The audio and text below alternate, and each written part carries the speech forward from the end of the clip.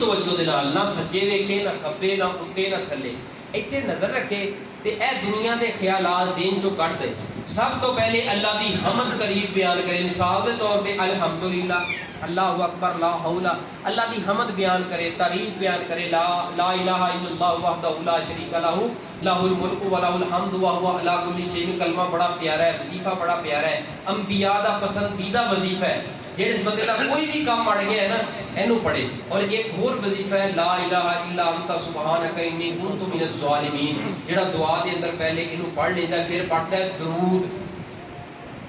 پھر کی پڑھتا ہے درود شریف اور اللہ کی حمد بیان کر لو درود شریف نہ پڑھو وہ دعا بھی آسمان تے نہیں چڑھ دی